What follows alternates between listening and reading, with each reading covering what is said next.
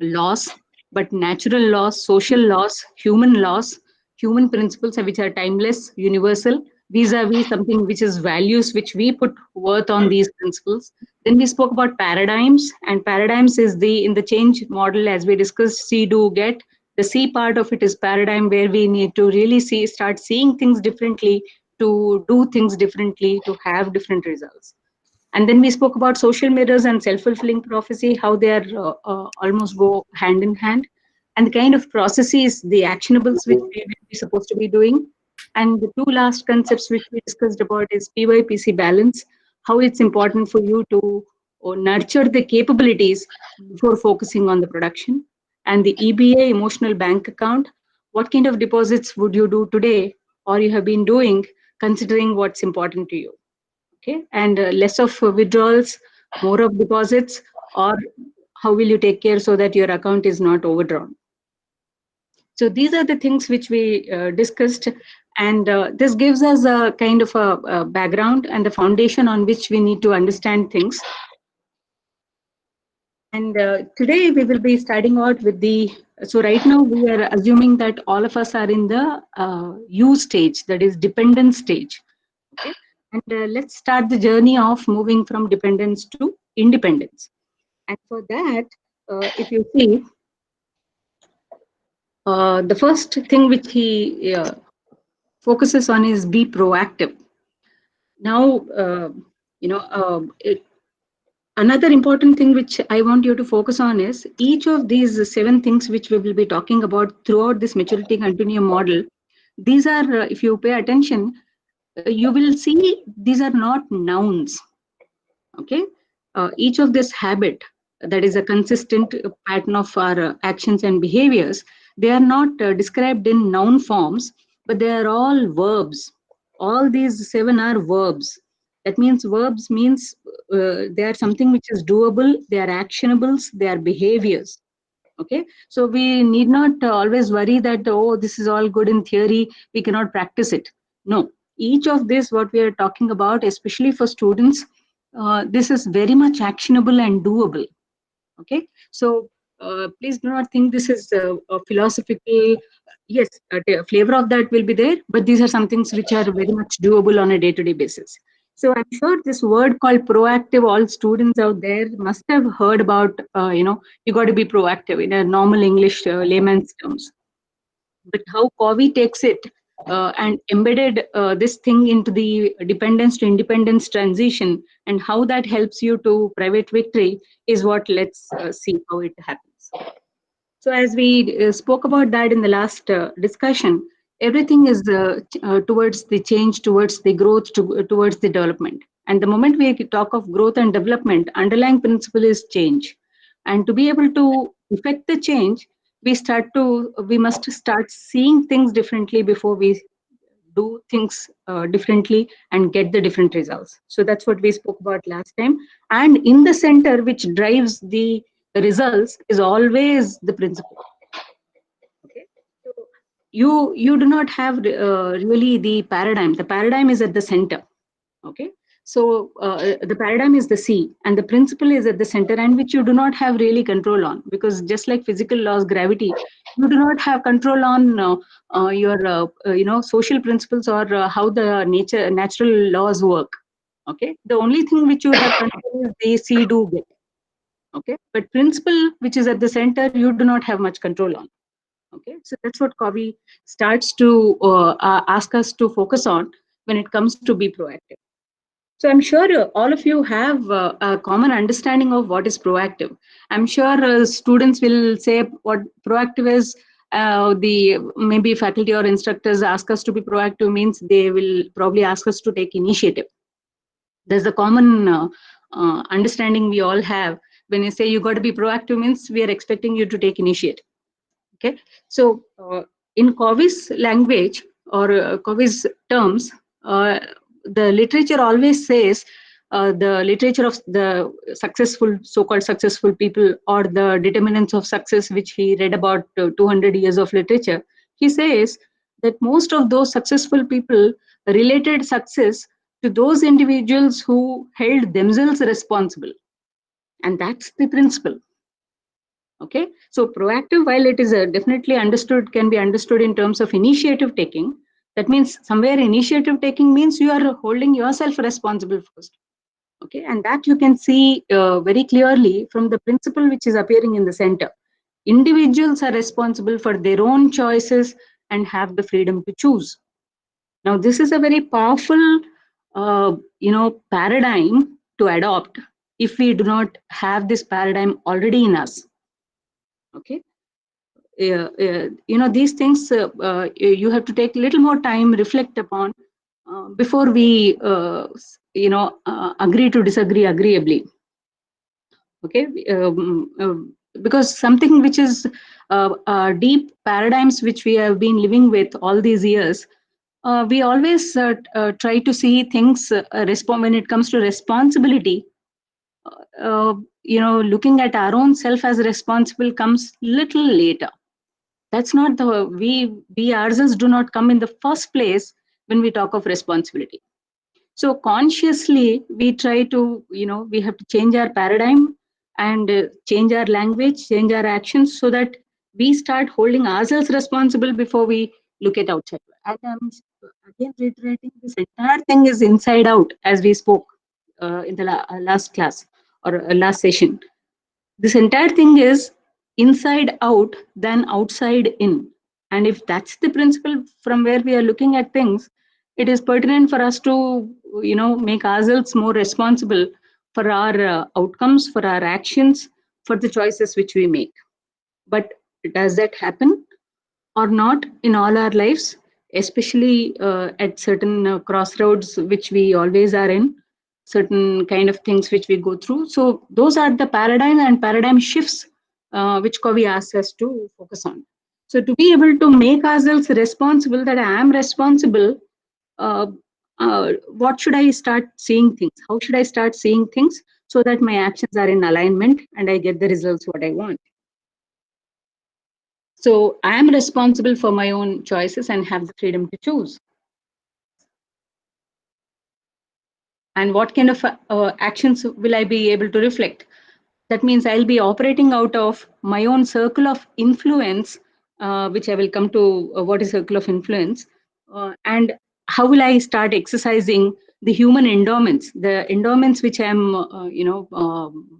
bestowed upon. Okay, am I using that to be able to see this paradigm? Because we cannot force anyone, please see this way only. That's the paradigm that's in the mind.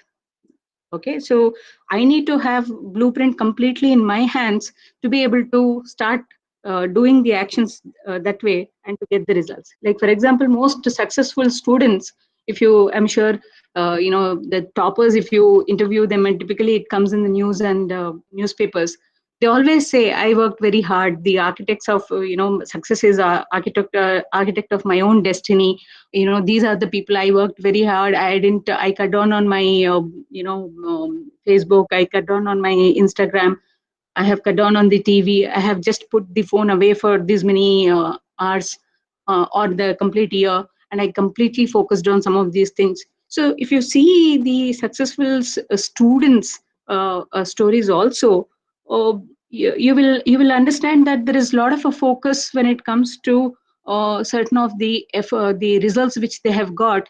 To a greater extent, that they can point out what they have put in, and they, of course, they acknowledge the environment which is supporting it.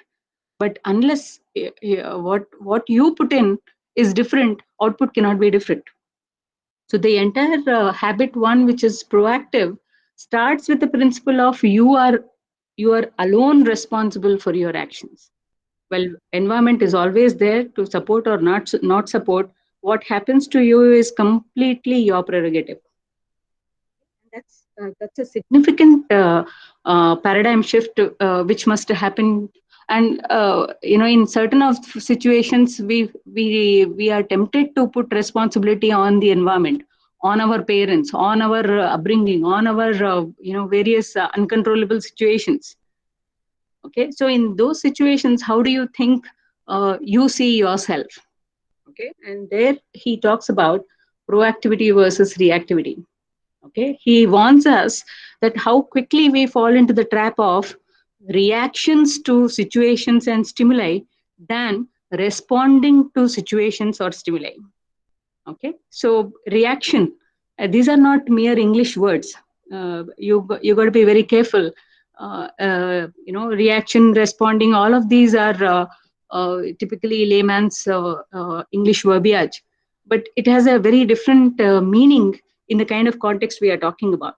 So here in reactivity, we are allowing more our moods, feelings, and circumstances to drive our response to the stimulus than the proactivity. And proactivity is acting out of your circle of influence, acting out of your own human endowment, which is embedded in you. Okay, what are those human endowment? I'll talk about it. Okay, so proactivity is the choice which you have. Proactivity is the freedom which you have, freedom to choose your action, your behavior, your response to a stimuli, than falling prey to your moods, your feelings, your circumstances, okay, which we do not have control on. Okay, so what controls you have? Do you have control on yourself, or do you have control on your situation? Okay, so especially for the students with academic and other kind of pressures, you got to be very very careful on, what is it that is in your control and what is it that is not. Okay, so reactive behavior is, it is stimulus which is driving the response. It is the stimulus and it is all about stimulus, and it is never about you. So how will you make sure that your response, as the word says, response means responsibility. You are taking responsibility for the response you have given. Do we own that? Most often we don't. Okay, so we always blame the stimulus. And do we have control on stimulus? So it's very important that how we are at least aware of these are reactive behaviors, where we put the our responsibility of our actions onto others, especially environment or stimulus. And we kind of fall prey for, the kind of blame game which goes on, the kind of cuss words which we use in our anger. So moods, feelings, circumstances make us, behave the way we did, and we take our responsibility in that situation to a lesser degree because we got completely carried away. And we do accept in certain situations that we got carried away, but that's not effective. And our entire aim is to be effective. Okay. So, in contrast to the reactive behavior, he focuses on proactive behavior. Now, how do these so-called, 200 years of literature focused on successful people always demonstrating proactive behavior than reactive behavior? He identifies that mostly the proactive behavior is consisting of the, the people choosing to act according to their values. Okay, now values and principles we have already distinguished. Okay, the natural laws, social laws, human laws are the principles, and the value and the worth which you place on those principles are your values. And most successful people, most successful students have always found to be choosing to exercise their freedom between the stimulus and what response and what responsibility of action they want to give. Okay, now you can see the earlier one, it is stimulus which is driving the response. And here you have some freedom to choose your action. How will you go about choosing this action? Okay, the stimulus can be anything. Stimulus can be exam. Stimulus can be a deadline. Stimulus can be one, annoying instructor or annoying sibling or, parental pressure. Stimulus can be anything. Okay, what would be typical reaction versus a proactive behavior? What kind of a freedom are we talking about between this stimulus and response? What is the difference here? The stimulus is the same annoying stimulus. How can a reaction or response differ? What should we do so that there is some change in our response? So here he talks about how you can exercise freedom to choose aligning to your values. Okay, and here he talks of uh, how not to fall prey for the deterministic factors which we always somehow blame things on. Our responses are genetic. I'm wired this way. Okay, so it's in my genes. My parents behave the same way, my ancestors behave the same way. So I have some evidence also. I'll give you some data points also, so you sound very scientific also for your irresponsible behavior. Okay, so that's something which is very easy, is what Kavi is saying. So we determine with the factors, determining factors for our actions and behaviors. We have always found an excuse to say that I'm not responsible for my behavior, but it has been the genes which I've got, and that's largely driving and determining my behavior. So it can be your faulty genes, or it can be my own parents who just cannot connect with me, or it could be your instructor, your faculty advisor, or it can be just the pandemic. The situation is so bad. So I remember whenever such external pressures like pandemic or recession or economy hitting badly, we always there are a lot of people who hide behind these kind of situations. Anything and everything is explained through pandemic. Anything and everything is explained through recession. Okay, so it's easy to hide behind stimulus and not own responsibility for our actions. Okay, so you can observe that, you can see some of these things very often in our lives. Okay, just pay attention next time how you are talking and how your friends are talking. You will be able to see some of these factors coming up very clearly. So hence Covey says that in that between stimulus and response, what human endowment, the freedom to choose, can be enabled if you are just aware of these four endowments which he is talking about. Okay, now what is self-awareness? What is imagination? What is conscience?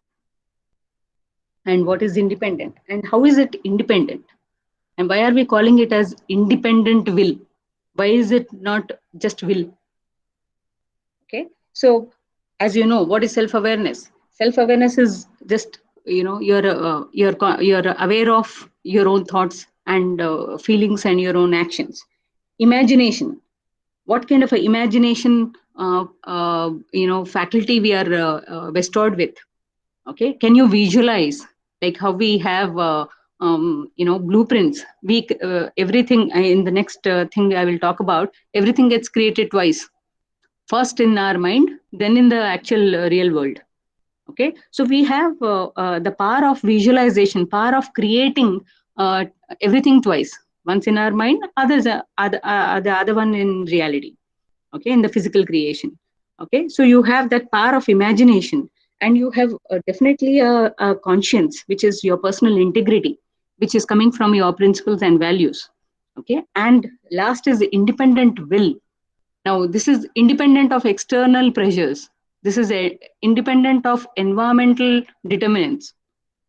Hence, it is independent will. The will means your wish, your freedom to choose. That will he is referring to. Okay.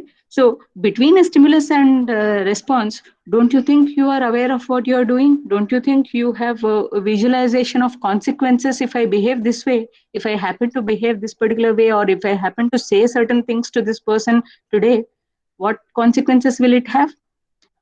Am I not having conscience of what is right and what is wrong? Am I not having any will to behave the way I want, or am I that uncontrollable person? Okay, so he refers to these human endowments which all of us are possessing, but do we exercise these four things? And all of these things need not be analyzed one by one between a stimulus and response.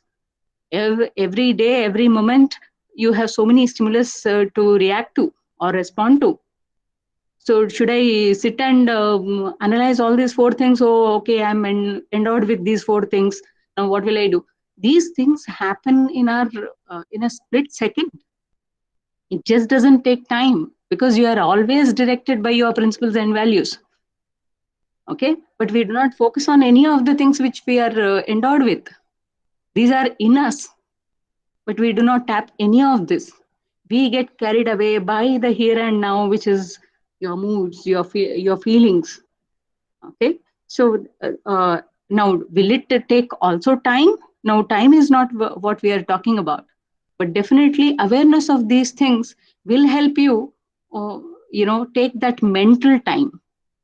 Okay, not in the chronological time, but that kind of a thought comes between a stimulus and response for you to very take a informed choice of action. That's what he says about the four endowments. And that's being proactive. That means you're completely taking responsibility for your choice of words, your choice of action, your behavior. Another thing which he also talks about is very very nicely put, circle of influence and circle of concern. What are those things which you have directly you can directly affect? Okay, those are your circle of influence. Now what are your circle of concerns? All the things which you really care about are circle of concern. So at any given point in time, which circle is more, your circle of influence or circle of concern?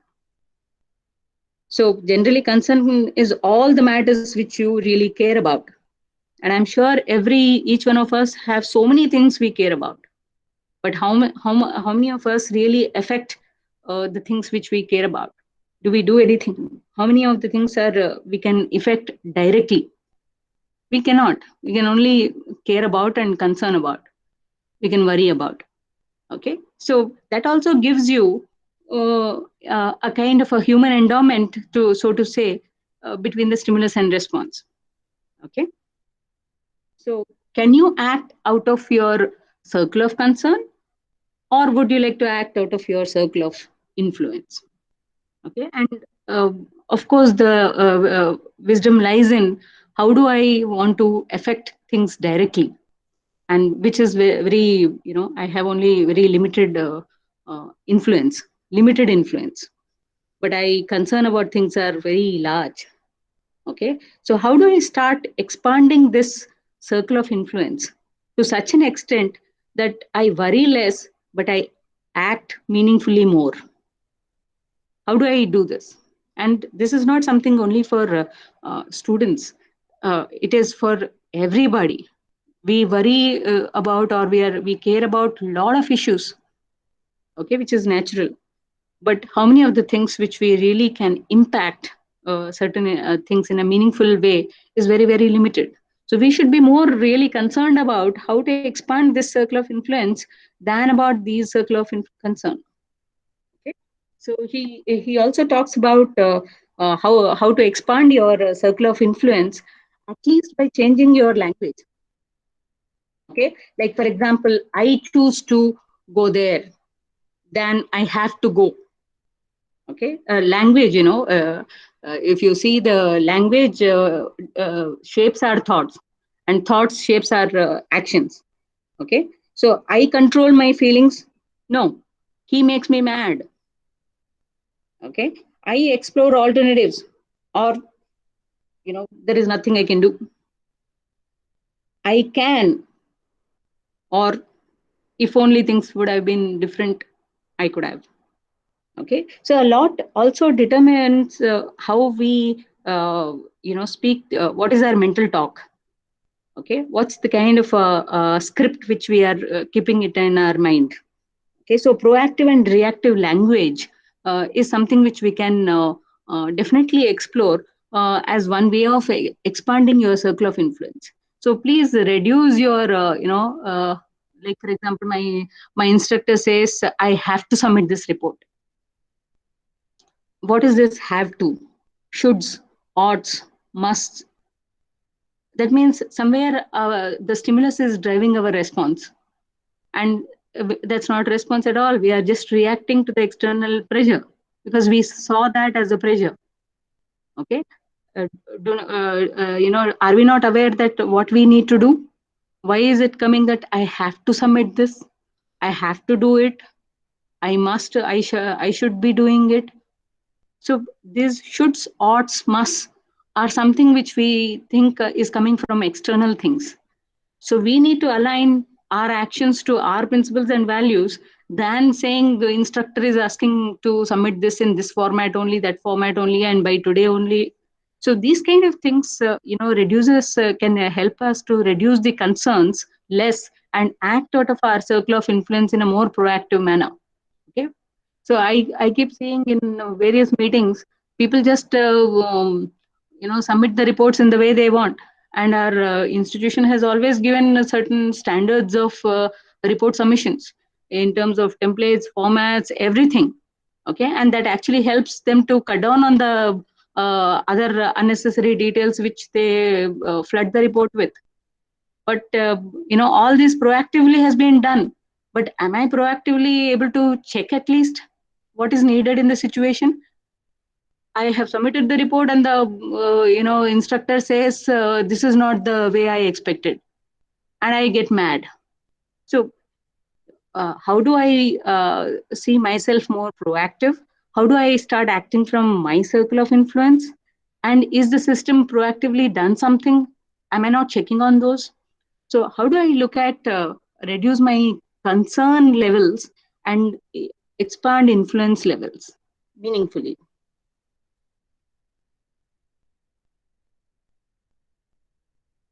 And he also talks about a transition figure. This is a kind of a concept which he talks about in the being proactive, that at least can you become a transition figure where a negative trail of behaviors to others is not spread. Okay, because we always have contagion effect.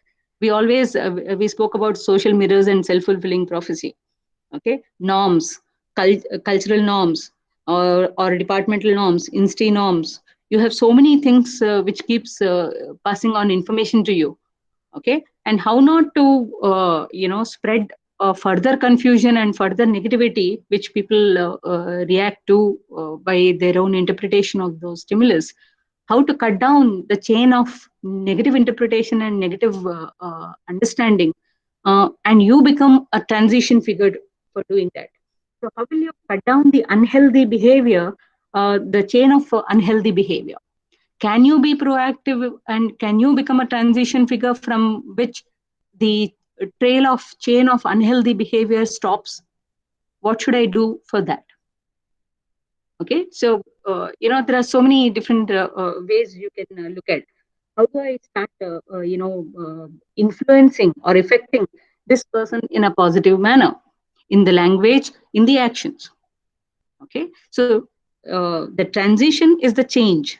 So first you need to effect that change to be able to stop the chain of unhealthy trail of behaviors which spreads to others also. Okay, because we keep emulating each other being in a social world. Okay, so and we are aware of this. So how is that the human endowment of self awareness is helping us to stop this negative trail? Okay, so one is awareness, second is the action. Hence, the action has to be looked at. So, see, do, get. The see part is now I am aware that negativity spreads. Uh, the do part, how do I become a transition figure to cut this negative trail right away? Okay, so these are the things which he speaks about in the habit one. The challenge is to be proactive. So it's a real challenge, and to be a leader and not a victim, because we can always play a victim card by saying, uh, as I told you earlier, environment this did this to me. Institutes, education system is like this. We keep on blaming so many things outside of us, and we justify that we are a victim. So now, if you relook at what is the word be proactive, and it's a verb, it's not a noun. How to be proactive? That means I have to do something to be proactive. So, what is that do part you will do so that you be proactive? Okay, and you become a leader and not a victim of circumstances, of environmental pressures. Okay, so that's what he really talks about in the habit one. Any thoughts at this point in time before we move ahead? So see, I mean, I really want to say that the though he spoke about these four endowments and other things, do not think these are something which is very heavy, or it's very simple. Your own awareness about yourself, what's happening to you, what is your own conscience, okay, and what is your own freedom and a choice which you have. As they say, nothing can make you feel inferior without your consent. Okay, and what is that consent? Okay, nothing can make you feel inferior without your consent, and that consent is the freedom which we are talking about, which we are referring to. That freedom, that independent will, which is beyond any environmental or outside pressures. Okay, here I mean, I can also give you another example of uh, Viktor Frankl. I'm sure you have read this book, Man's Search for Meaning. uh, I mean, do we have any uh, chat box where anybody is writing about these things? Have you heard of Viktor Frankl's Man's Search for Meaning? I'm sure it's very famous, and most of you must have heard. This guy is a Jewish prisoner, where he was held in concentration camps. I mean, this is about during World War II, and he says that even in the concentration camp, uh, they remembered that there were a lot of people who were comforting, who chose to comfort others in that kind of a situation, also in that kind of a death camps, in that kind of a concentration camps where people were going through misery. uh, how can you think of being compassionate towards the needs of others when I myself do not have anything to eat and my condition is so very bad? Can I think of honoring and nurturing other person's needs? Can I be compassionate? So Viktor Frankl's experiences and the accounts which he writes in Man's Search for Meaning really reflects that it is, if you know that this is the last piece of bread which you have, would you still choose to give that last piece of bread to somebody else who is in need, or would you satiate your own need? What is the freedom you have? What is the choice of behavior which you will take? Okay, so the point which we are trying to reiterate is, uh, how can you exercise your own freedom of behavior, freedom of choice of behavior? Okay, so you are finally responsible for yourself. You are I mean, in a nutshell, you are responsible for your life and choice. There is no scope for making anybody, any other entity, live or otherwise, responsible for your life or choices. Okay, so choose how you respond to your circumstances instead of automatically reacting to them. Okay, and take that initiative, take that responsibility to make things happen. Okay, uh, I think that's the gist of how to be a leader for your own, how to be an architect and how to be a leader for your own life, than always reacting. How to be proactive, and that's a real challenge, and doesn't come easily to a lot of us.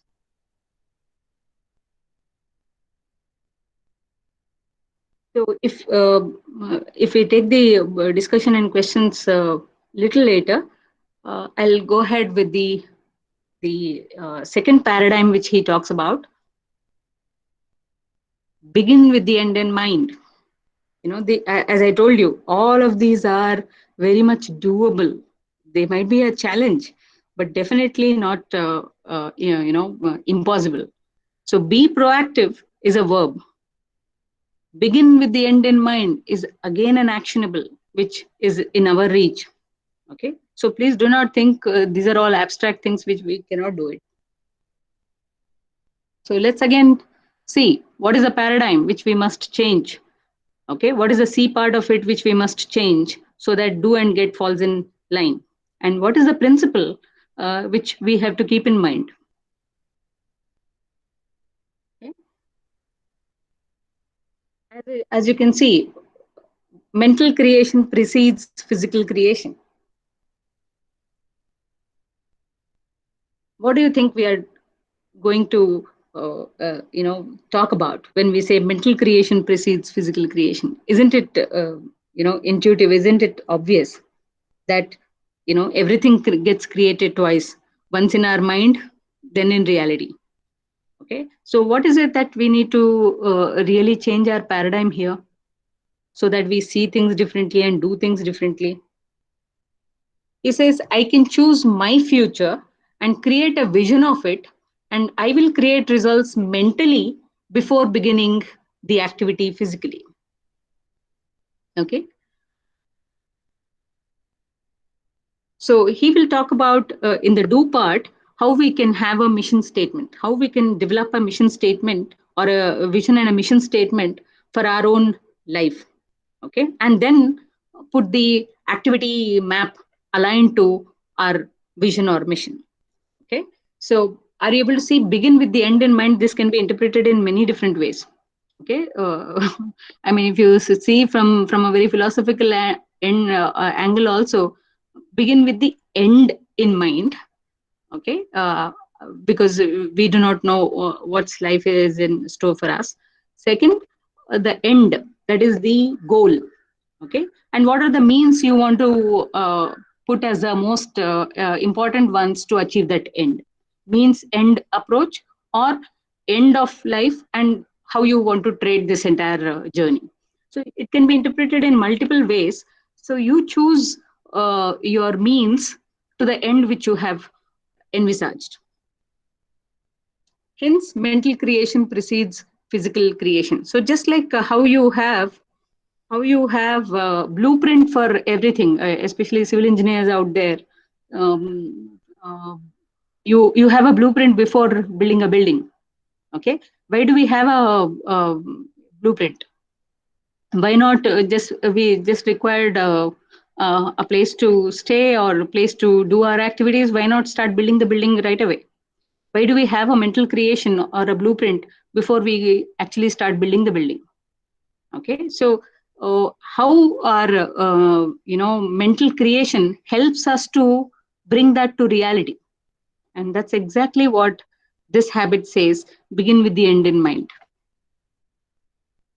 And I'm sure most students find this very difficult because as I said, stimulus response in the previous example, we have so many social mirrors. We have our peer pressure, we have parental pressure, we have societal pressure, we have the unknown pressures that I have to do well, what discipline I should choose, what specialization should I go into, which domains will I be able to contribute more.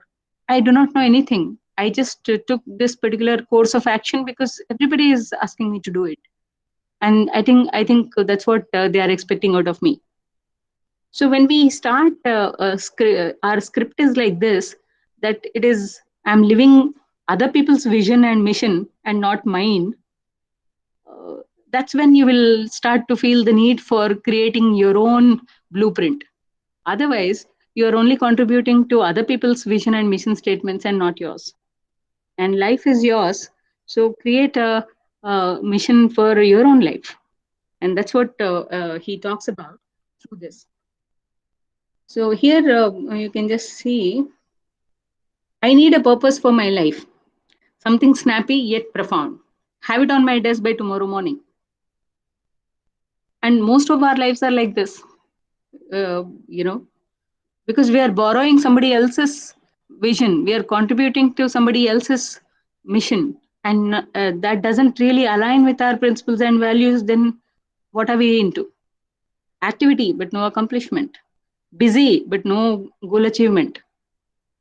Okay. So, what you're seeing on the slide is absolute reality. It's not something which is unreal or something to say this is only for fun sake we are talking about it. Most of our lives are like this. We do not have a vision or the end or the goal along with which we are putting our aligning our activities and means.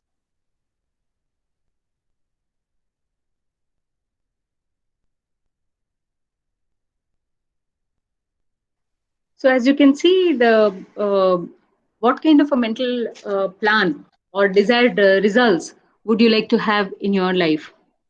Most of the time, I think I get reminded of this particular movie, Three Idiots, where they create so much of hype about the same thing which we are talking of, mental and physical creation. What is your vision? What is your mission?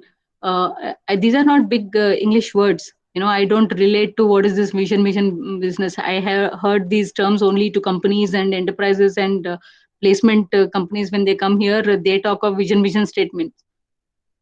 For their goal, they are talking about vision, and they are articulating their vision, and they are also aligning various steps and activities to achieve that end. Hence, they are wanting you to be a part of that. But do we have our own vision and mission for our life? Okay. So, why I said I get reminded of this movie called Three Idiots is, almost a decade ago, I have seen that thing where they create so much of realization pumped into students' mind on what's deeply important to you. What is deeply important to you becomes your mission, which you have as a goal, which you have as an end. And several of other activities will automatically you have to map so that you achieve the goal. I really do not know. I have been kicking the ball without even knowing the goal post. I really do not know where is my goal post, but I'm busy kicking the ball in all directions. So I need to at least mentally see where the goal post is so that I align my actions and behaviors and efforts is towards that. Okay. So first have a mental map, mental plan for desired results, and then put a activity map. You have so many project management tools available to you. Okay. So many tools. You have load charts, you have Gantt charts, how to work breakdown schedules, work breakdown structures you can create. There are so many tools and techniques to improvise our efficiency. But what is the goal for which all of us are putting this effort to? If that's not something which I aspire to be, why am I putting all of these efforts in the wrong direction? So, mental and physical creation exactly talks about begin with end in mind. Have a vision of your goal. The goal should be in your line of sight. Okay, it's in simple terms, goal should be in your line of sight. And if the state is such that I do not even know where my goal is, but I'm busy doing something all the time, then we are not effective. We are only stressed out. We get exhausted. All of that. So here he talks about mission statement, your personal sense of purpose. Where do you think you can contribute more? What kind of a meaning you want to ascribe to your own life? Okay, is it and always this has to be seen in terms of your the first habit, which is be proactive. Okay, stimulus keeps coming always. Make sure your response is always in terms of your principles and values, and not get carried away by the tentativeness of moods, feelings, and emotions. Okay, so once we know the goalpost, once we know what's our goal, then that becomes the governing direction to evaluate all our efforts, all our actions.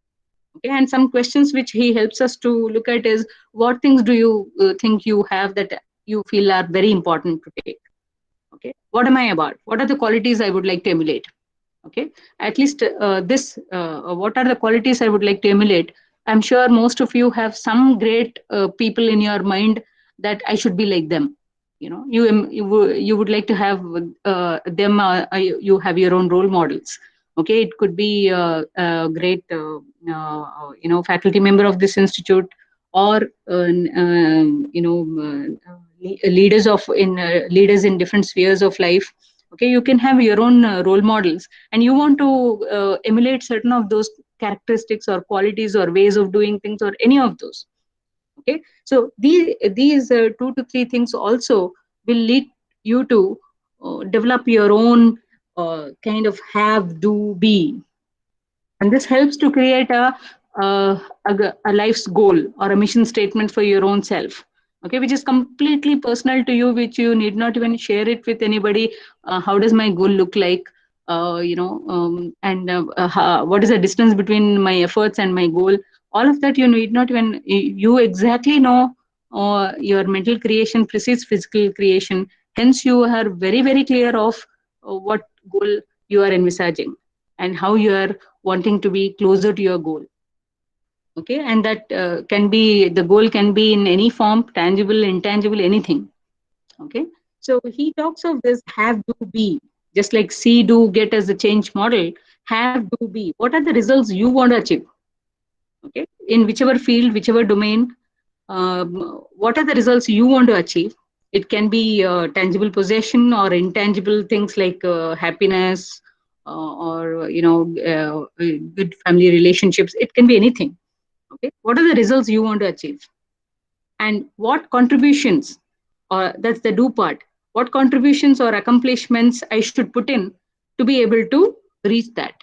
What are the actionables which I'm what are the feeders to that is the do part. And last is the be, which is choosing to be that appropriate, choosing to be that appropriate life center based on what you have chosen as your goal. Okay, so what are the things you want to have, what are the things which you want to do, and what you really want to be.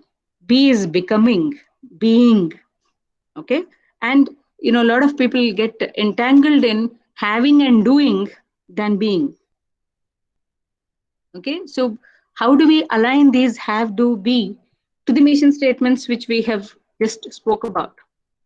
Okay, is these have do be which I'm every day busy with, is this being and becoming helping me in my goal, whatever nature of the goal which you have put as your mental creation, which others are able to see through your physical activity, everyday efforts. So how this have to be can be more aligned to your mission statement of your goals, uh, with your own four endowments, and not getting influenced always by environmental determinism, is what he highlights. For example, this is a mission statement of Franklin Covey organization. And just an example, you can just see, we inspire change by igniting the power of proven principles so that people and organizations achieve what matters most. Just to reread this for yourself and see, they, as an organization, they must be doing 10 things. But what is it that fundamentally serves the overall purpose? Okay. And do we know that for our life? Okay, we ourselves are we ourselves are a brand, we ourselves are an organization, we ourselves are a system. Okay, and if you have another external entity like this which says that their mission statement is to inspire change by igniting the power of proven principles are timeless principles. That means they are there universally, throughout the generations. Okay, generations come, generations go, but some things which remain are proven principles which are universal. Okay, and they want to ignite the power of these kind of principles so that people and organizations achieve what matters most. That means there are so many assumptions that they assume that we already know what matters most to us. Do we know what matters most to us? We are not even in the we do not even know what is our mission. We do not know our goalpost. but we are busy doing activity and kicking the ball in all directions. So how do we know what matters most to us? I do not have the goal. I do not have the mission statement for which I'm every day putting a lot of effort. Okay. Nor I'm a person who is proactive. I just react to the environmental pressures. I do not take matters in my own hands. I don't feel I'm responsible for whatever is happening. If I'm such a person, how do I, get to, help myself to look at what matters most to me? Hence, he was talking about the four endowments. Why can't we tap our own endowments? Why can't we operate from our circle of influence than circle of concern? Why can't I be the transition figure? Why can't I change my language, which is faulty? Okay. So the habit two is challenge for a habit two is begin with the end in mind. Now, the only thing which you must, do is prepare your mission statement. What is the goalpost? Okay, where is your goalpost? How does it? Is it the blueprint is according to what you truly, aspire for? Because I am seeing there are so many students who underperform or even drop out of the, college because they feel they are not in the right direction. What is the right direction? Why people underperform, which they themselves have signed up for, which they themselves have consciously signed up for and came here. Why do they end up underperforming? Why do they think that I just have to leave this entire thing because I don't think I'm in the right direction? What is that right direction? Okay, so they kind of especially those who are in that kind of a stage, they just lack a sense of vision for their education. Okay, it's all about self management. The three things which we are talking about here is only self management. Okay, and then the kind of life skills necessary to even accomplish that vision or the end which you have kept it for yourself. So that lack of vision for education, why am I getting educated, and then what am I envisaging myself to do throughout my life? Okay, I don't see any connections. Why am I doing this? And those kind of feelings only will make them underperform because they have signed up for something which out of environmental pressure than they signing up for it truly. So they most students often lack these kind of vision for their education, vision for their targets, which vision for their life skills. Okay, so once they lack these essential life skills, and that becomes one of the top reasons why they fail in college or academics. Okay, they see academics as something a different animal altogether. They do not see, or their understanding of academics is very, very different. The more divisions and compartments you try to do of all of these, it is not a all encompassing comprehensive picture of life. I see life as so many divisions, so many departments, so many compartments, so many different pieces. Academics is one, profession is one, my personal life is one. You can keep on dividing your life the way you want, but all these divisions, are they leading to the end in mind? That's what he says, begin with the end in mind. Then we can break down our life into multiple pieces: work life, professional life, personal life, academics, so many different things. Okay, so uh, having a kind of a sense of purpose for your own education, your own self development and self management, that helps to find that true north. Find your true north. I think that's what I named this talks as. Find your true north. Okay, and find your true north is giving yourself less experiences of that kind of a confusion that I'm still in the you know I'm still taking a wrong path. But that awareness must come that endowments should be put in use. to be able to find your true north. Okay, and so begin with the end in mind, is that finding your true north. uh, uh, why I said most of us divide our lives into so many different pieces that we do not even know whether we will be able to achieve that end in mind. Because there are, if you see it, students, I mean, even though they are pretty young, they are going through so many things. Okay, they are struggling. I mean, I don't want to look at the current condition, but otherwise also the struggle is on for all of us, and more so to the developmental stages of youngsters. So many students struggle to balance academics, studies, work, family, uh, college responsibilities, their deadlines, their assignments, quizzes. I'm just not prepared. I need more time. How do I resolve relationship conflicts which are happening on a daily basis, but I'm supposed to be looking at my college responsibilities and my academic responsibilities, but I'm engrossed in certain other relationships which need attention. So they are in relationship conflicts, they are in family pressures, they are in work pressure, they are in grades and workload which they have to even manage their own personal finances. Okay, they are in that cusp zone of managing everything suddenly. Okay, so you have to manage, students have to manage themselves suddenly on several fronts and keep the end in line of sight. So much expectation, and all of this is from the lens of others. So in the midst of all of this, how do you think you will achieve academic goals?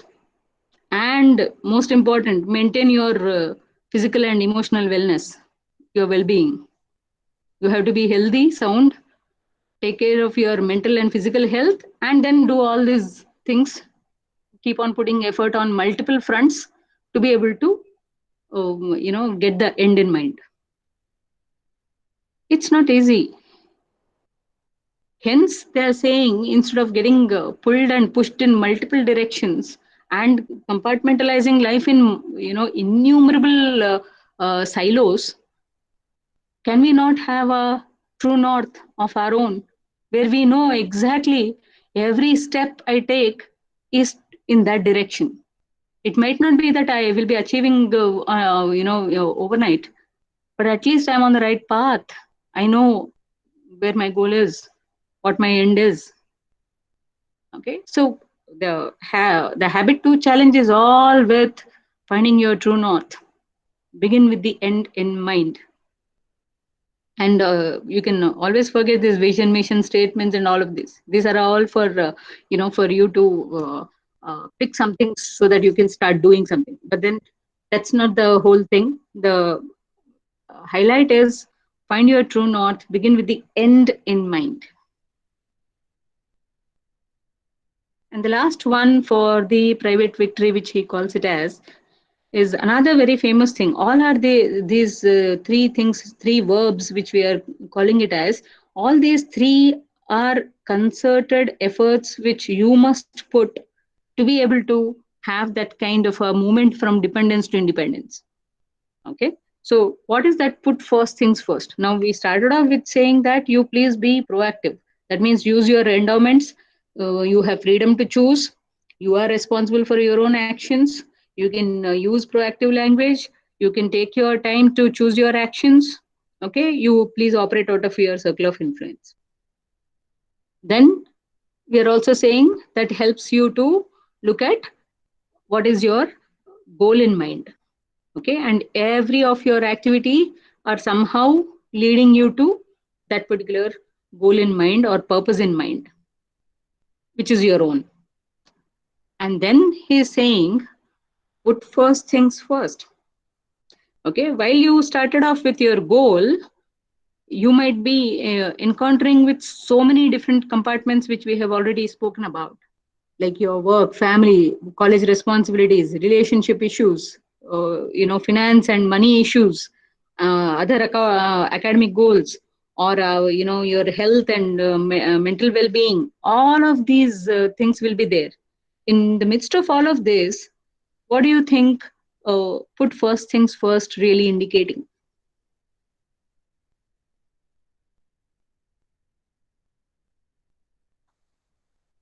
He says, what are your first things? Okay. What is this first? Put first things first. What does it really mean? What are your first things? Okay. So he says that you know, first things are some things which you personally find worth doing. That means again it takes you to your begin with the end in mind. Second, okay. So if you know what is your end in mind which you have, you will be in a position to put first things first. Okay, because in the activity zone towards achieving your end in mind, you have several different things to manage at the same time. So you got to prioritize. So what is it that your first things are which you find personally worth doing? Can you list some things, you know, which are your first in your life? And then most important, prioritize them. They cannot be one, no. There are so many important things in your life. Okay, they need not be innumerable, otherwise they will end up to be a circle of concern. Only those which you find them as priorities and important to you, and which you can have some direct control on, that means you can affect them, that means you're operating out of your circle of influence. Okay, so can you list some of those things, where uh, your first things are always at the priority list? Okay, now what do you see here? He says things which matter most should never be at the mercy of things which matter least.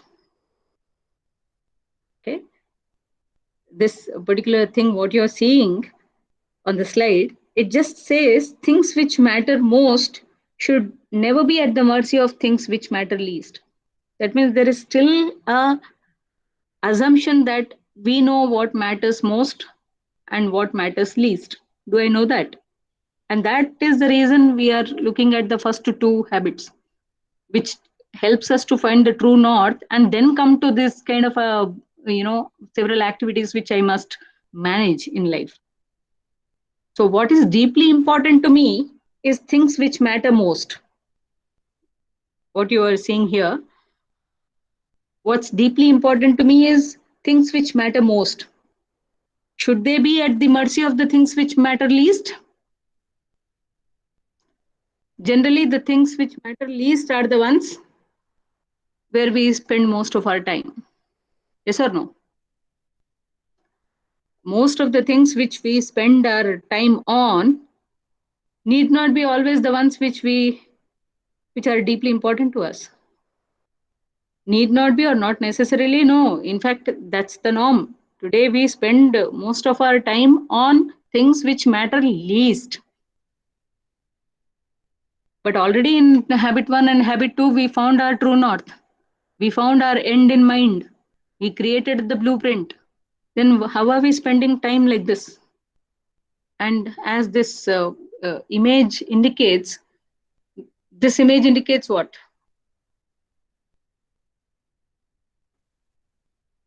Yeah, this is not a interactive thing as of now.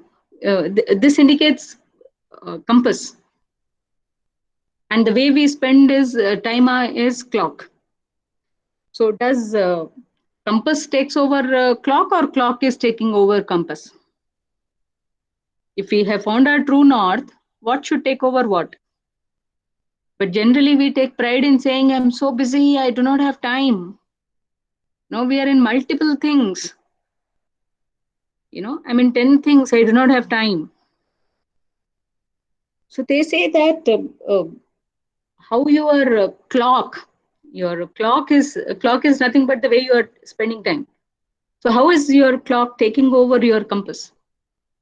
When you have already seen how important it is to have begin all your activities with the end in mind, How come clock is taking over your compass? How are we going away from our true north? How are we, getting distracted? Okay. So when clock starts driving the compass and even overshadows it, that's when we are in deep trouble. That's when we feel confused. That's when we want to quit. Okay, because we are not accomplishing anything. We are not accomplishing any goal. We do not have any end in mind, but busy with spending time on so many activities which is just not important to us. So when clock drives the compass and even overshadows it, that's when we start to again seek, can I see where, can I get to my true north? Okay. So I'm not at the crossroads. I know my path. I know my goal. Okay. So this indicates, and this is also this put first things first. Okay. Is also has a direct implication on how we spend time, and it can also be implications and learnings can also be seen on a time management perspective. Yeah, fortunately or unfortunately, the time management understanding is very different to all of us. uh, you know how do we define time? You being engineers, your definition of time is how does it in what terms would you like to define time? Okay, so we will with the put first things first and clock over compass or compass over clock, we are in effect talking about how do we manage the perceived time we have in our life. And this brings us to this Eisenhower's time management matrix also. Eisenhower has given very famous time management matrix, which Covey has actually, applied it in the context of Seven Habits. Yeah, this is what I was talking about. This is originally the this 2 by 2 matrix, which he talks about, is Eisenhower's work, and which is applied and developed and built in the context of life management and not just the time management, where he gives this urgent, not urgent, important, not important. Okay, it's here it is not important. The second one. Okay, so the first quadrant is important, and the last two quadrants are not important. So if you see, I'm sure this you must have seen it in different. You must have encountered this in various different disciplines or topics. But it is popularized as time management matrix, but it is largely the indication of life management. So how much this? Why is this word called urgent coming out here? Because uh, if you really see, the urgency is something which controls all of us. Okay, somehow importance is not uh, drives all of us. The important things seem to fade away, and it doesn't drive us. But definitely all of us are driven by urgent things. So if all of us are driven by urgent things, what are those urgent things that all of us are busy doing, and which we give all our efforts, endowments, all faculties, everything is in direction of urgent things. Okay, and they call this particular thing as the quadrant of necessity. Okay, that which is urgent and also important. Okay, and this has to be understood not from others point of view. As I told, this is entirely about inside out. It is your understanding of urgent and your understanding of not urgent and your understanding of important and your understanding of not important. Okay, you cannot say, hey, they told me that this is important. It is not from the lens of others. It is how you see, perception, paradigm. That is, see, do, get, the see. Okay, so what are those urgent things, which are also important? What are those not urgent things which are important? What are those urgent things which are not important? What are those not urgent things and not important ones, which we still do? Okay, so uh, he kind of gives so many things in this. This is something which especially useful for youngsters who can spend little time to understand time and life in a such a simple yet very profound manner. And he says that urgency is always determined by others, whereas important things are some things which are always defined by you. Okay, urgency is always from outside in, and importance is always inside out. Okay, if that's the concept which Covey emphasizes on, urgency is always outside in, and importance is always inside out. Which are those cusp zones where we are, kind of forced to look at urgent and important things, and those become the quadrant of necessity. Okay, these are crises. These are all. Somebody rings the bell. Right now, I'm talking, and someone is at the door. I must attend at least to see who is it. Okay, and inform them that I'm in talk. I'll attend to you later. It's a pressing problem. It's something which needs immediate attention right now. you know so baby cries, I must pick the baby up. Someone at the door, I must attend. So you really cannot say that's not important. Someone is at the door, you got to see who it is, and then determine important or urgent later, but you have to attend to it. Okay, so in our lives, what are all those things which got to be attended right now? What are those? So I want you to think on that as a student, or in whichever field you are in.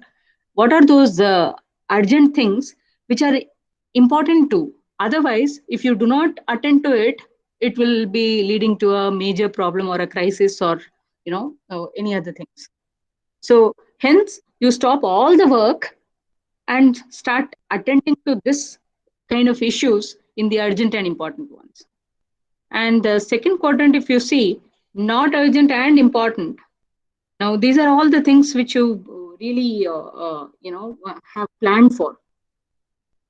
Any of your skill building, you want to learn some Java, J2E, or you want to learn a skill, or you want to learn AI or machine learning, okay, or deep learning. You want to increase your skill set, skill building, self development, okay, training, okay, or taking care of health issues. This has been pending for long time. I have been neglecting it. I must look at this. So all your some things which are very important to you, that's the reason they are important, but they are not urgent. They have never put you under pressure that you attend to me now. Okay, and those could be, there is no urgency that tomorrow, if you are not ready with Java or JavaScript, some things will terribly go wrong. It overnight, there is no urgency like that. Okay, so if you do not take go for a regular health checkup, if there is something devastating which is going to happen, it's not that. I'm still okay, my system is taking care of itself, but I must do regular health checkups. Okay, so whether it is health, whether it is skill building or self development or learning a new thing, these are definitely important but not urgent. Now come to the third one: urgent but not important. Urgent but not important. Now this is where we spend most of our time. I showed you the previous slide where sometimes clock takes over the compass. Okay, and this is the quadrant where clock takes over compass. A lot of the time, we have so many distractions, so many interruptions, and these distractions are not caused by external environment. Sometimes we ourselves are inviting the distractions. Sometimes the environment is giving distractions. It could be, the causal factors can be many, but these are some things which keep happening all the time. And as Kobe says, the urgency is always outside in, you know unless it is also felt by me. And most urgent things are the urgency addiction is always there for all of us. We love to call ourselves as somebody who is always busy. Okay, so what are I'm in some calls, some reports, I'm in some submission, I have something to do. Where is the time? That kind of a thing, and people take pride in saying that they are all urgent things, but they are not important to the person. I don't know how time flies. I'm just not able to realize. There are so many important things which I must address, but I still end up in some bad meetings, bad report submissions, you know all kind of distractions, phone calls, messages, all of that. So they're urgent because they keep coming all the time, but they're not important, and we end up spending a lot of our time on this. And of course we also do, there is nobody who do not do this also. All of us do not urgent and not important, not urgent and not important things. These are, as the word says, these are just trivia. We think we after going through so much of quadrant three, I think I deserve a break. I must, watch at least some TV, which everybody says, there are good programs going on in TV. I don't even follow that. Let me watch TV.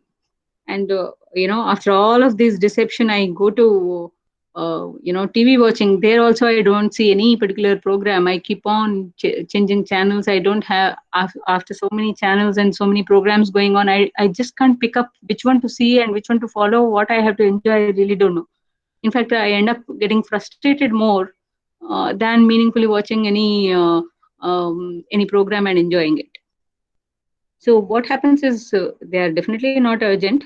I think I need a break, and this is the kind of a break I get into, which is not urgent and not important, and it is not contributing to any of my goal or end or any of that. In fact, I wanted some kind of a break and solace and rejuvenation, and it is not even helping me to rejuvenate. Okay, so this is the kind of a time management matrix which is very famous by Eisenhower's work as well as Covey's work. And they always say that this is the quadrant one is the necessity which you do not have much control on, and quadrant two is quality and leadership, and deception, quadrant of waste. And you can really determine where you spend more time in. Okay, and they say for effectiveness, for a better effectiveness, better success towards our own end, our own true north, quadrant two becomes much more important, because it is as the quadrant says, this is important, but it is never under the false urgency calls. It is never urgent. Okay, but it is deeply important for our goal attainment. So do we spend time in quality and leadership, preparing ourselves, equipping ourselves with various knowledge, skill, maintaining our health, well-being, all of these things were true recreation, as the word says, true recreation, not recreation as in the quadrant of waste, but true recreation as in the quadrant of two. We really do not do that. We think this recreation is recreation, but it is quality and leadership quadrant which actually helps us and closer to our goals. So let's say this is they call it as a Bermuda Triangle, which is very ineffective ways of looking at things. We end up skipping the quadrant two altogether, and we end up paying only attention to quadrant one, and then the quadrant three, which is the quadrant of deception, because it is the deception comes from the noise of urgency. The noise of urgency deceives us that it can be important too. That kind of a deception it does. Hence, from quadrant one we skip to quadrant three, and because I have done so much of work, I better take a break, and I just go to quadrant four, which is a quadrant of waste. And then I feel guilty that I have spent so much time in recreation. So let me go back and do some work, and I again go to quadrant one, but I skip quadrant two. So this is true for most of us, and this is a very ineffective way of trading on this life and time allowable for us. So say yes to quadrant, 1 and 2, and say no to quadrant 3 and 4. This will lead to some amount of effectiveness and brings you more closer to what you truly value. That's the reason they asked, what are your first? What are your priorities? Would you like to prioritize your schedule, or will you schedule your priorities? And this is not a play of English words. Please listen to it very carefully. Would you like to prioritize your schedule, or would you like to schedule your priorities? In the first one, what you are end up doing is you are prioritizing your schedule. Okay, so that means schedule is your clock, and clock is always determined by your quadrant 3. You're busy.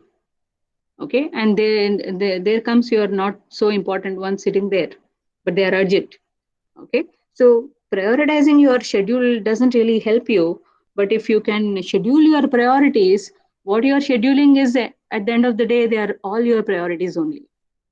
Okay, so he calls this as a very famous one, where he says that the things which matter most should never be at the mercy of the things which matter least. Then only you will be able to say yes to quadrant 1 and 2, if you really know what matters most and what matters least. And if that is not clear, what matters most and what matters least, we will end up having that Bermuda Triangle kind of traversing along this, timelines. And he also gives this 6-step process of, managing your priorities. That is, scheduling your priorities. So connect to your mission, that is the end in mind. Review your roles, identify the goals aligned to each of your roles, because all of you must be playing so many different roles other than student. Okay, you are a brother, you are a son, you have so many different roles which you play other than just a student. Okay, student is one of the key roles which you are playing. Okay, but you're also simultaneously playing so many different important roles. For each of that role, once you have the end in mind, for each of the roles which you're playing in reality, what are the kind of 1 or 2 goals which you think are most important for those roles? Okay, and can you organize that in a weekly manner than putting it to a monthly or a biannually or annually? Okay, and exercise integrity in the way you are doing these things. Okay, you know, there is no pressure of identifying the goals to each of these roles. As a son, what is the most important goal which you think must be looked at for the role as a son? As a student, what is the most important goal for the student? Okay, so exercise integrity in the way you are assigning your roles and identifying the goals for each of that, and then just check and connect it back to the end in mind which you have started off with. So he gives this 6-step process, and sometimes we get overwhelmed. Oh my God, do I have to do all these 6-step process? Really, it is kind of if I start living like this, it's like very freezing. I'm living out of these planners and schedules and all of this. But what they found through their literature as well as evidence is, this literally doesn't freeze you, but it literally frees you. It gives you that kind of a freedom to really see that in certain weeks, certain roles and goals might not appear. Certain other roles and other goals take over. So in fact, Franklin Covey is also known for their Franklin Covey is also known for their planners and organizers. They have so many products on organizers and planners. You can also look at them. Okay, so when will you use this process? Maybe the before the week begins, and somewhere at the quiet place you can just have a thought about it. If you're doing for the first time, and it just takes around 10 to 15 minutes, and you're good to go. So weekly compass, that means what matters most. Okay, and here the assumption is you know what matters most to you, that is end is in mind. Okay, so for this particular week, what do you think are some of the key roles you will play? Not all roles have to be filled. For that week, which role takes precedence, and what kind of a goal you want to achieve there? Okay, so in the initial times, once you start off planning your life this way, it literally frees you, and it just comes into you automatically because you have internalized these things. So weekly compass will have a better controls than having a monthly one. Monthly ones is just like your camera adjustments, zoom in, zoom out. What is the panoramic view or completely zoomed in version? Too much zoomed in version and too much panoramic view also would not give you the details that you want, especially the things which matter most. So you want to have a probably a normal range view where you have adequate vision of all of those things which matter to you. So would a 6 monthly or a yearly review helps you, or a, monthly review helps you, or a weekly review helps you? So that's the reason they found that through various evidences, experiences, that weekly compass is much more closer to people in terms of managing and controlling their own lives better than having a monthly or a 6 monthly or biannually or annually ones. Okay, so they have some of these things which have proven success. Hence, they're giving that. You can always try and test what works for you, and take things forward from there.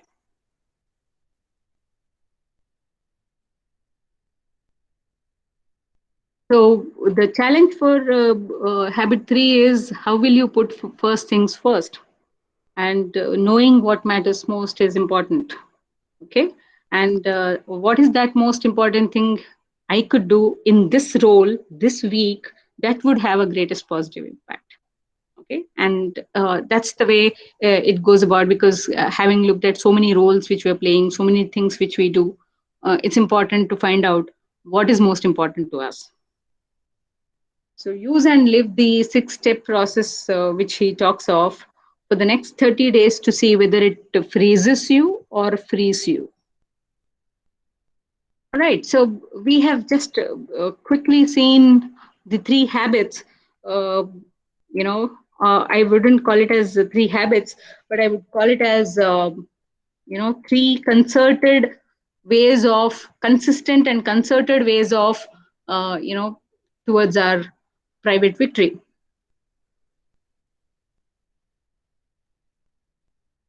Okay, so 1, 2, and 3. Be proactive, begin with the end in mind, as well as put first things first. Now that we have seen, how we have started off in the attitude of you, dependence, to with all these 3, if you can, how the transition happens to the independence, where the attitude of I comes in. That's where the rest of the story starts. That means with this, somewhere you have a much more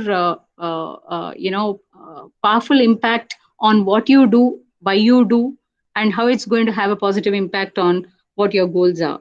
And that's being proactive, with acting out of your circle of influence, and that's having a clear goal in mind where all your activities are somehow aligned to in that direction, and you're also not carried away by several distractions of life, because you're putting first things first. You know your priorities very well, and that brings you to some amount of private victory, and that is victory over self.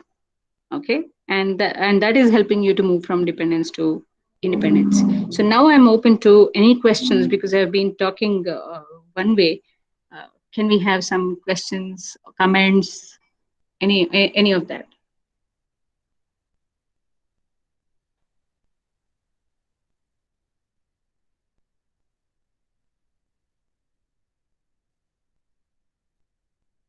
Have I put you to sleep? Thank you for this presentation. So you have taught us a lot of information which we have to introspect and apply on our practical day-to-day basis. Thank you so much for the presentation. And we are looking forward to revisit this recorded version so that we will have more clarity and actionable items. Thank you. Definitely, Shiva, because as you rightly said, there has to be some time to reflect on this. Otherwise, it doesn't make sense. As Shiva Shankari has pointed out, it definitely requires us to relook at what these are, because these are not overnight that we exactly know what we want to do, we exactly know where we want to go. It doesn't come like that. Okay. Thank you. Thank you so much for the wonderful presentation. Thank you.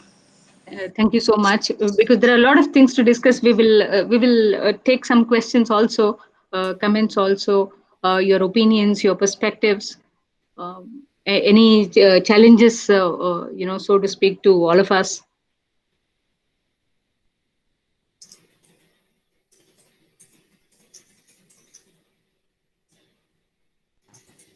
Hello, ma'am. I'm Vijay from Aerospace Department. Okay. Uh, so I haven't attended the previous session, and this is my first Okay. session.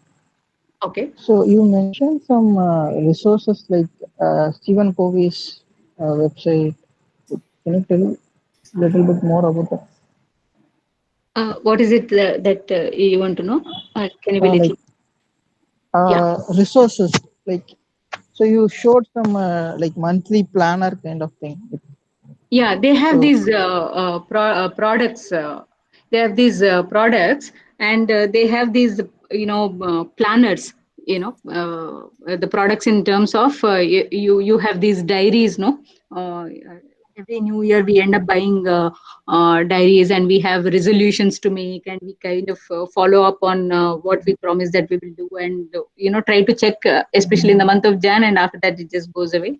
So those kind of things, they have worked on some things which are very much doable, and which gives us so many alerts and so many reminders on how to go on planners and organizers. So they have these products which you can go to Franklin Covey's website and see, not just the educative material and content, which is anyway very famous, but also they have looked at some kind of accessories and peripherals to use as a part of these principles. Because to be able to apply these principles, can we have some kind of accessories and equipment which I can just get into and start doing? So these kind of planners, organizers, diaries, weekly ones, monthly ones, they have created customized to various different segments of people, young ones, teenagers, adults, professionals, okay, executives. So everybody has a different sense of understanding of time as well as of life and their goals, and their each of our pace is different of achieving. So considering some of these things, they have customized some of their products. So you can just have a look at their I mean, I'm not endorsing. I cannot speak that their products are good. Please go and look at it. I cannot do that, nor I can endorse on the products. I can only endorse on the principles which he has collated in this maturity continuum model, and it is wide reaching. I can only endorse on that. I cannot tell any of you here that please go and invest and buy those planners, diaries, and organizers. Okay, they look very good stationery to me, uh, but I can always fall back only on these timeless universal principles which he kind of took from the literature, which he doesn't take credit for, by the way, which I think I also mentioned in the previous session. He doesn't take credit for these seven habits. He only takes his contribution is only putting these in the maturity continuum model. Okay, so all of this is words of wisdom is there in every culture, every religion, every society, so to speak. Okay, so as he claims, this is only the way to probably one of the way to look at life, and priorities and goals are probably this way, is what his contribution is. yeah. Thank you, ma'am.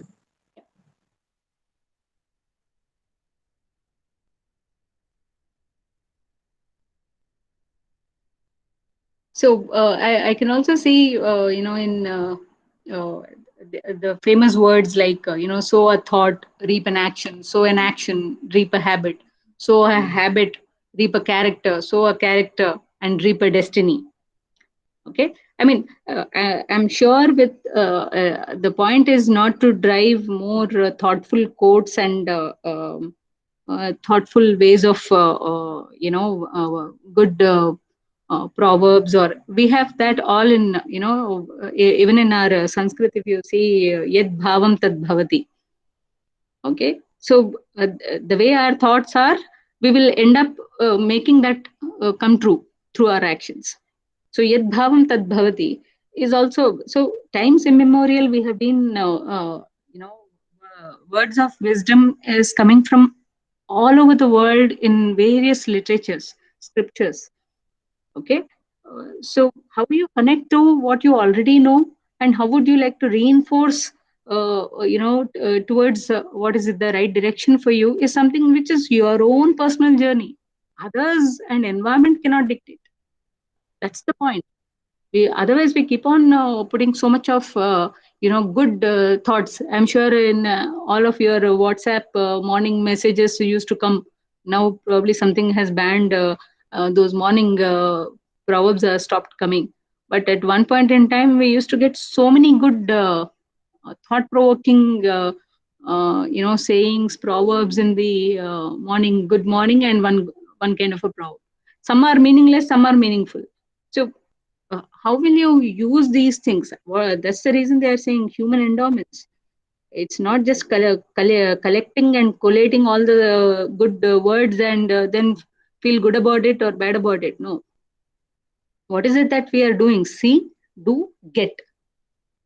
So, what paradigms should I challenge so that I move towards the change? See, do, get. That's the change model. And talking about results will not lead to results, but doing will lead to some results. Hence, see things differently, do things differently, and get some different results if you want. That's what the book highlights.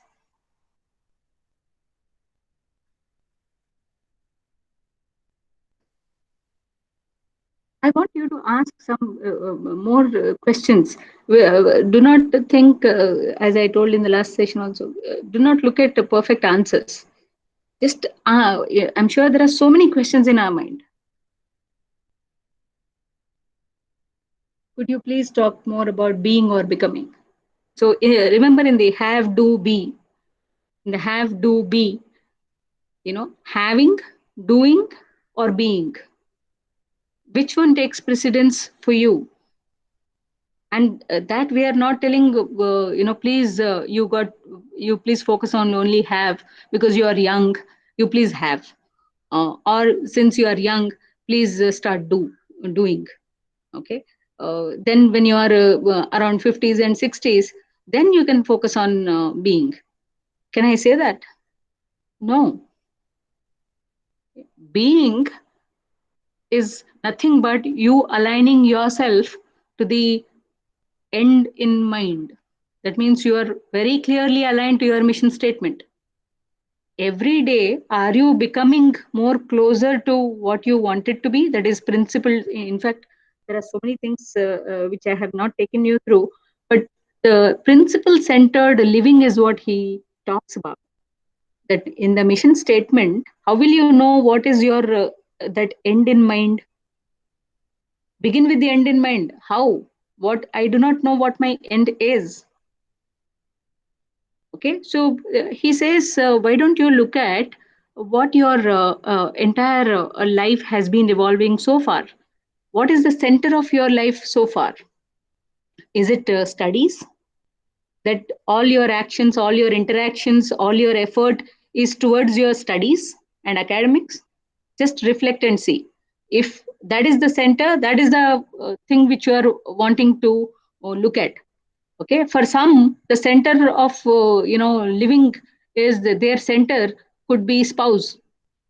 All my actions, interactions, efforts, everything is my spouse centered. I somehow look for my spouse to approve some of these things, what I do. So I knowingly, unknowingly, consciously, unconsciously focus on my spouse's approval on a lot of these things. Okay, I do a lot of other things, ventures are there, but every venture somehow connects back to my spouse's approval. or for some family. Family is at the center of all the life's doing and transactions of life is all family. Family is at the center. Okay. You cannot say good, bad, ugly of any of these things. You cannot put a value judgment on any of these things. Okay. For some, it is family, which is at the center, which rules all their lives, which dictates all their life. For some, it is spouse. For some, it is studies. For some, it is money. Money matters. What matters most is money. Okay. That is the center of their life. Money drives all my decisions. Why I accumulate money and wealth, I do not know, but I want that determines all my life. For some, it is enemy. You know, they are somehow smitten by this particular person or entity who became their enemy. Every action of their in life is checked against how that enemy would respond to all my actions. So what is your center of center which determines all your life's key actions and efforts? That you need to find out. Okay. And is it leading you to the effectiveness is also something which you need to look at. Otherwise, if it is spouse centered or money centered or enemy centered life you are leading, those are not something which leads to effectiveness, is what Covey says. Covey says if you lead a principle centered life, that leads to effectiveness, and there you will become effective. You will be effective. Not having to do some things or collating and having and accumulating some things. But you being effective is always comes with principle centered living. And what is principles and values? Principles are timeless universal laws which will determine the consequences of our actions. We can only control our actions, we cannot control our consequences. And consequences are determined always by natural laws, these timeless principles. Hence, please live a principle centered life than spouse centered, family centered, money centered, enemy centered. And that helps to become.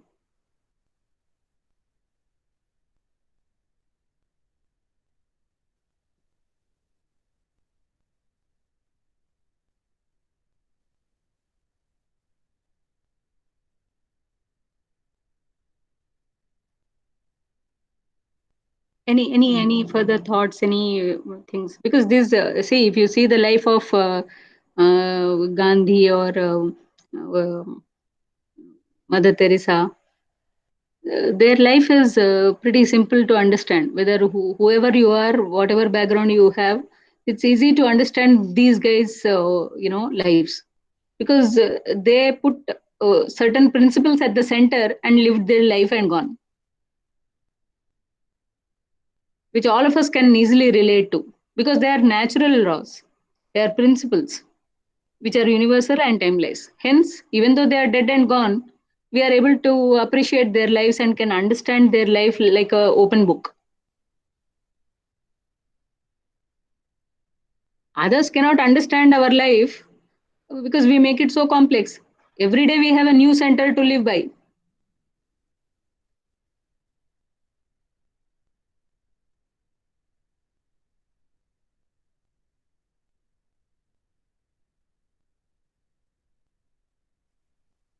Okay, so truth and non-violence are some of the principles which he held, and he lived those principles day in and day out. Hence, we can understand, their life, their purpose so very well, even though they are dead and gone.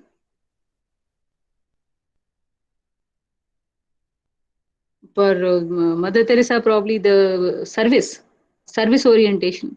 Service is the only principle she led her life. And those are principles. What kind of a principles we lead by our lives?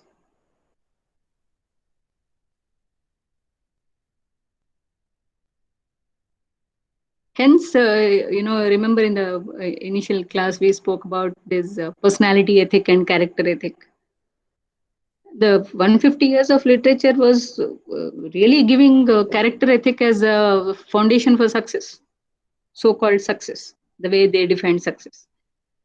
Whereas last 50 years, people consider success only in terms of personality ethic, how well he or she spoke, what kind of a wealth they have accumulated, how big they have made, how many houses they have, how many vehicles they have. You know, success is defined in different terms. We are not saying bad, but in different terms. So, personality ethic versus character ethic.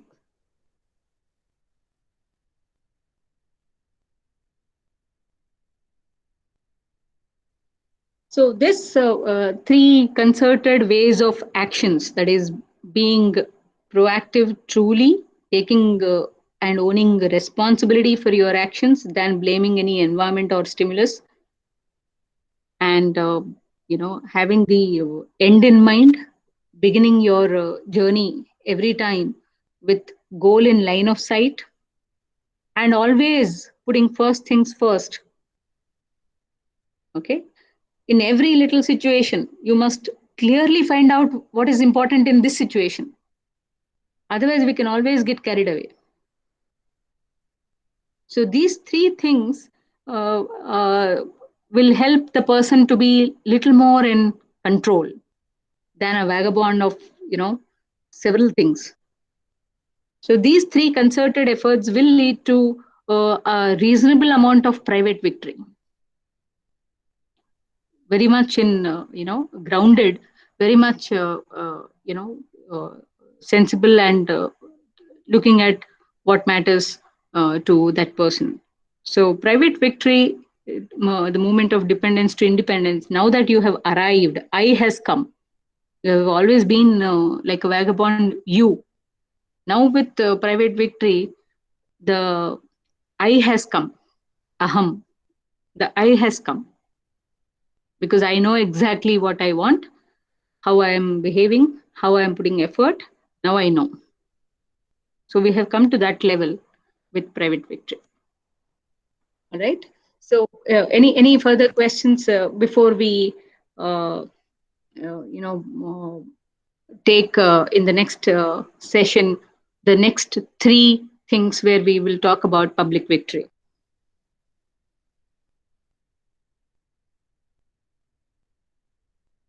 Any quick thoughts before we wrap up?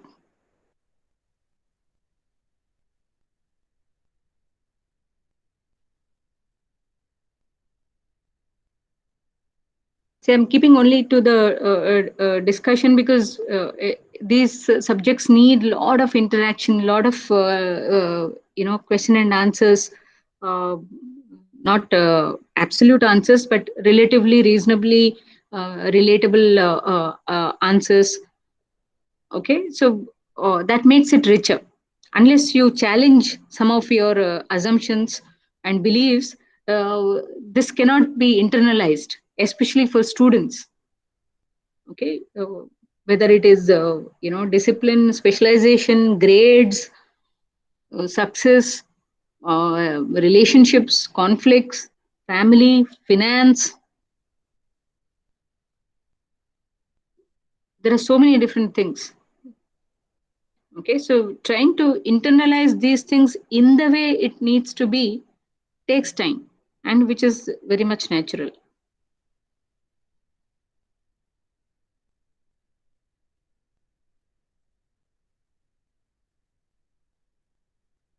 Okay, so I think I'm not hearing anyone.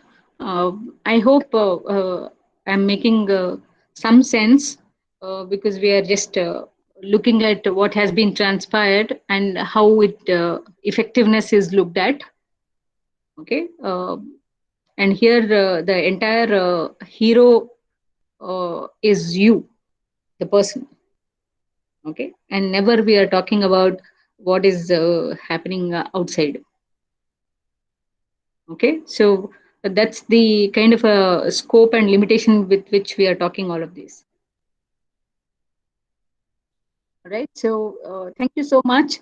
I hope all are active. I hope I have not put anyone to complete boredom uh, or some kind of gave you a good sleep or a nap. You still owe me that because I, with my talk, if I can make someone take a good nap, that's also some achievement.